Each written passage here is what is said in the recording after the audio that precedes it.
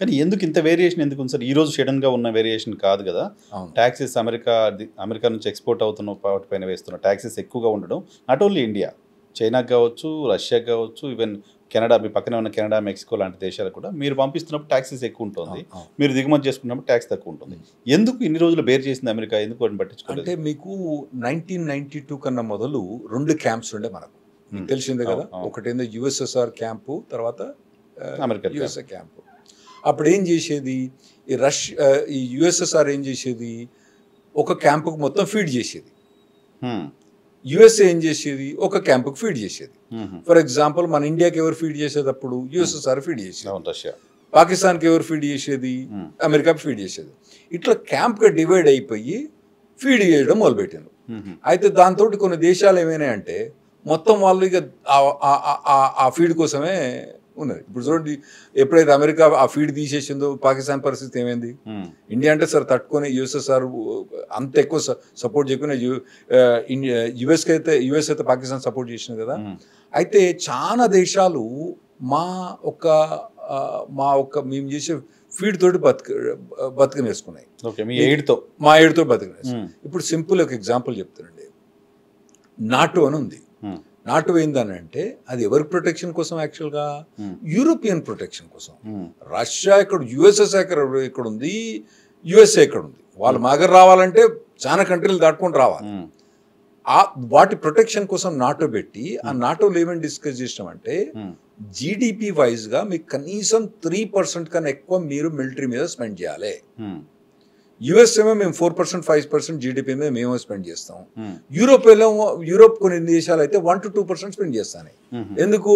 ఏమన్నా పెద్దన్న ఉన్నాడు కదా, ప్రతిదానికి పెద్దన్న. నా కూతురు పెళ్ళైనా పెద్దన్నే, నా కొడుకు పెళ్ళైనా పెద్దన్నే, ఏదైనా పెద్దన్నే.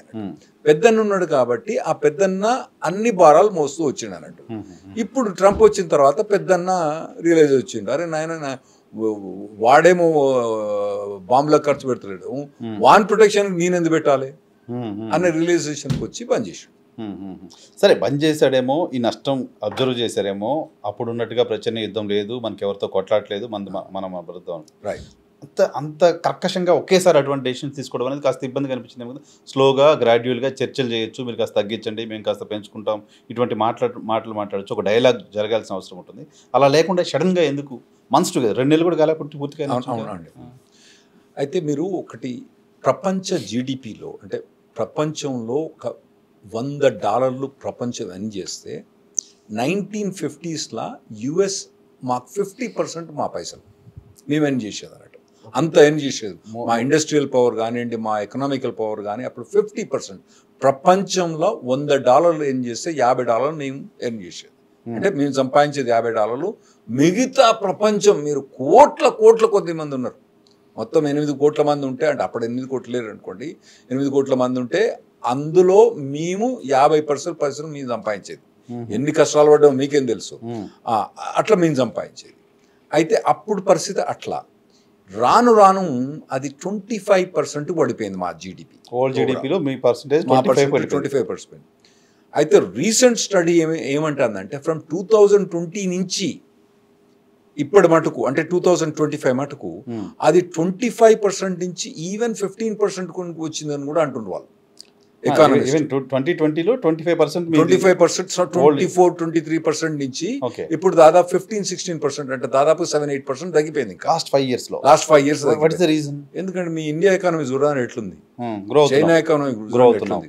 ఇటువంటి ఎకానమీస్ అన్ని గ్రో అయితే మాకు ఓవరాల్ పర్సంటేజ్, జీడిపి పర్సంటేజ్లో మాకు తగ్గిపోయింది.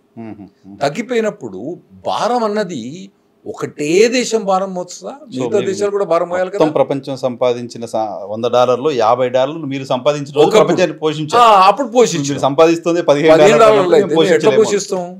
Okay, valid reason. బట్ నా పాయింట్ ఏంటి అంటే, ఆపరేషన్ చేసేటప్పుడు కూడా కాస్త మత్తు ఇంజెక్షన్ ఇచ్చి తర్వాత ఆపరేషన్ చేస్తారు కదా. సో ఇంత సడన్గా ఆల్ ఆఫ్ సడన్ మీరు అందరితో శత్రుత్వం పెట్టుకున్నట్టుగా మీరు ఇంత ట్యాక్స్ ఇవ్వాల్సిందే, అంత కర్కశంగా ఎందుకున్నారు ఆయన? ఇప్పుడు వాళ్ళు టైం లైన్ ఇచ్చిండ్రు. ట్రంప్ అడ్మినిస్ట్రేషన్ నవంబర్లో ఎలక్షన్ వచ్చింది. నవంబర్ ఎలక్షన్ అయినక్కడి నుంచి కూడా డైరెక్ట్ మెసేజెస్ అందరికి పోతున్నాయి. ఇప్పుడు ఈ కెనడియన్ ప్రైమ్ మినిస్టర్ కానివ్వండి, తర్వాత మెక్సికన్ ప్రెసిడెంట్ కానివ్వండి, వీళ్ళందరూ వచ్చి ట్రంప్ కలిసిండ్రు. ఎందుకంటే ఆల్రెడీ ప్రెసిడెంట్ ఎలెక్ట్ అతను వచ్చి కలిసి వాళ్ళకు మొదలే మొత్తం ఇచ్చిండ్రు. నాయన నువ్వేమో టారిఫ్లు పెడతానవు, మమ్మల్ని ఏమో పెట్టొద్దు అంటానవు, అది నచ్చదు, నువ్వు టారిఫ్లు తగ్గించేసేయి అని చెప్పిండు. ఇన్లే వాళ్ళు పెట్టేసిండు. So informed. అయ్యా ఇప్పుడు మన నరేంద్ర మోడీ గారు ఉన్నారు. మోడీ గారు అక్కడ పోకముందు ఏం చేసిండ్రు, హార్ట్లీ డేవిడ్సన్ వెహికల్ వాటి మీద టారిఫ్లు తగ్గించేసిండు. యుఎస్ విస్కీ ఉన్నది, దాని మీద టారిఫ్లు తగ్గించేసిండు. సో అటువంటి కొన్ని ప్రొవిజన్స్ మొదలే ఇచ్చింది కాబట్టి మోదీ కొద్ది మొదలే సర్దుకున్నాడు. సర్దుకోని వాటి మీద దాని మందం ఎక్కువ పెడతా అని చెప్పి అన్నాడు. ఇక చూడాలి April 1 ఎట్లు వచ్చి ఆ లోపల మోడీ గారు ఎంత అడ్జస్ట్ అవుతారు, దాన్ని బట్టి అమెరికా కూడా అడ్జస్ట్ అవుతుంది. కానీ అమెరికా ప్రెసిడెంట్ లాంటి ఒక వ్యక్తి ఒక డెసిషన్ తీసుకున్న తర్వాత స్టెబిలిటీ కూడా ముఖ్యం కదా. ఎందుకంటే ఆయన తీసుకునే డెసిషన్ ఇంపాక్ట్ మొత్తం వరల్డ్ పైన ఉంటుంది. ఇప్పుడు కొలంబియా పైన ట్యాక్స్ విషయంలో కావచ్చు, కెనడా పైన, మెక్సికో ఉంటాయి.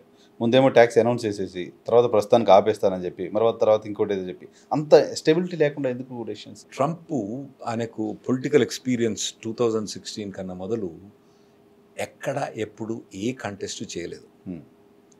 ఏ పొలిటికల్ పార్టీలో కూడా ఆయన పెద్ద ఇన్వాల్వ్మెంట్ లేకుండే. ఆయన కొందరు ఇప్పుడు మోడీ గారు ఉన్నారు, బీజేపీ నుంచి మొదటి నుంచి ఉండుకుంటూ ఆర్ఎస్ఎస్ ఉండి ఎక్కడనో ప్రచారం చేసి పోయి ప్రైమ్ మినిస్టర్ అయ్యాడు. ఈ కేసీఆర్ ఉన్నాడు, ఆయన అంతే, జగన్ అంతే, మీకు ఎక్కడ చూసుకున్నా అంతే. రేవంత్ రెడ్డి గారు ఆయన ఎన్నో పొలిటికల్ ఎమ్మెల్యే చేసి ఎమ్మెల్సీ చేసి ఎమ్మెల్యే చేసి తెలుగుదేశం పార్టీ ప్రెసిడెంట్ ఉండి మళ్ళీ కాంగ్రెస్ ప్రెసిడెంట్ అయ్యి చేసాడు. ఇతనికి పొలిటికల్ ఎక్స్పీరియన్స్ జీరో. అతనికి ఉన్న ఎక్స్పీరియన్స్ ఏంది, బిజినెస్ ఎక్స్పీరియన్స్. సో ఎప్పుడు కూడా కంప్లీట్గా ఫారినర్స్ కదా అతను ఈ పాలిటిక్స్ అనేది తెలియదు. బిజినెస్లో నెగోషియేషన్లు ఎట్లుంటుంది మొదలు, అది వేరే ఉంటుంది. ఆ నెగోషియేషన్ ఇక్కడ పట్టుకొచ్చాడు. He is running America as a CEO, మనకు అప్పుడప్పుడు పాలిటిక్స్ లో లేని వాళ్ళు కూడా పాలిటిక్స్ రావాలండి. ప్రతి దాంట్లో 30 ఏళ్ళ నుంచి నలిగి ఎలిగి కొత్త వాళ్ళు వచ్చి ఫ్రెష్ ముఖాలు కూడా రావాలి కదా.